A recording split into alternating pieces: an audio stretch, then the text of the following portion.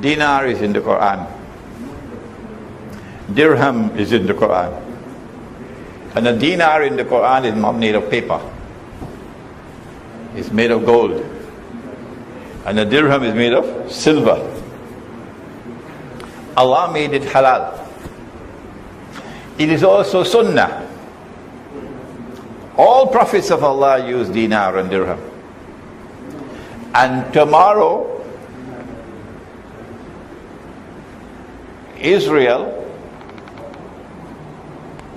will be using dinar and dirham as money. And shame on the ummah of Muhammad alayhi salatu wasalam.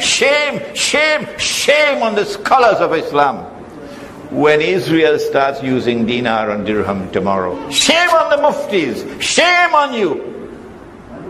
May Allah take me away from the world. I don't want to live to see that day, because the shame and the disgrace will be too great for me. But may Allah keep them alive to see that day. Those who today would not lift even a little finger to bring back dinar and dirham as money. Keep them alive and take us away from the world so we don't have to face that shame and disgrace. Allah made it halal. Dinar and dirham as money. What did the IMF do? Even Dr. Mahathir was not aware. The Articles of Agreement of the International Monetary Fund has prohibited the use of gold as money. Haram. So they have made haram what Allah made halal. Is that shirk? You better answer that question before you reach your grave, eh? Yeah. And if you follow it and accept it, and you say that the money which comes out of the IMF, which is the ringgit, the paper ringgit that you have, came out of the IMF, that this is halal money, you also part of the shirk. This is not the time. I have a lecture outside entitled Islam and the International Monetary System. You can get it outside, the video, or you can go on the internet and you can listen to it. I have a book entitled The Gold Dinar and Silver Dirham, Islam and the Future of Money. You can read that book. We have it in Bahasa as well, outside.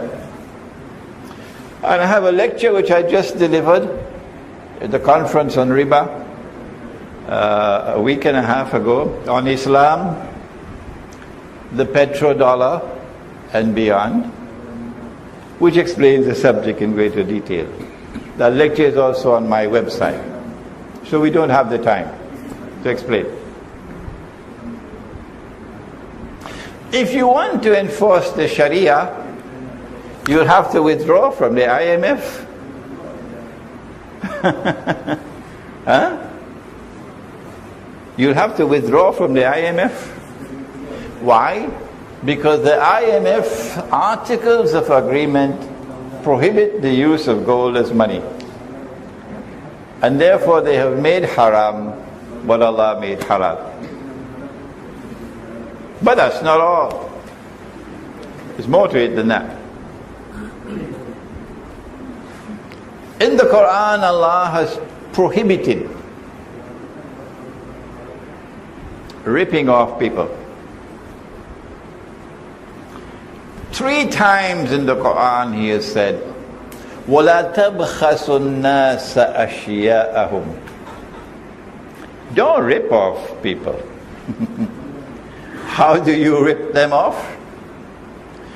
By diminishing the value of what they have. Their property, their wage, their belongings. As the value of your money falls, everything else is falling. I am a writer. I earn my livelihood, alhamdulillah, from my books, so nobody can fire me. So I have the freedom to speak. I published Jerusalem in the Quran, which is my bestseller, in 2002, so 10 years ago. right here in Malaysia. And at that time, we fixed the price at 35 ringgits. And I could have sold 4 copies and bought a dinar 10 years ago. Did you hear that? Good. After 10 years, we raised the price from 35 to 40. But now I have to sell about 25 copies to buy 1 dinar. Do you understand what has happened to your ringgit? I sold 4 copies, I could buy 1 ringgit, 1 dinar. 4 copies, I could buy 1 dinar.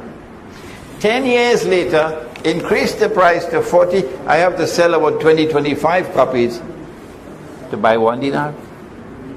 That's where your ringgit is falling in value.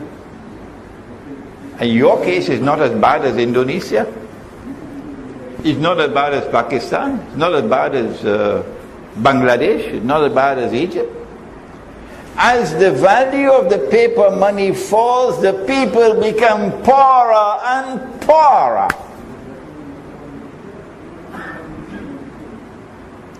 Money that Allah created doesn't fall in value, because the value of the money is in the money. It has intrinsic value. That's why the IMF prohibited the use of gold as money. Why? Because they want you to be imprisoned with this paper money. They used to have paper and printing press and ink to create money.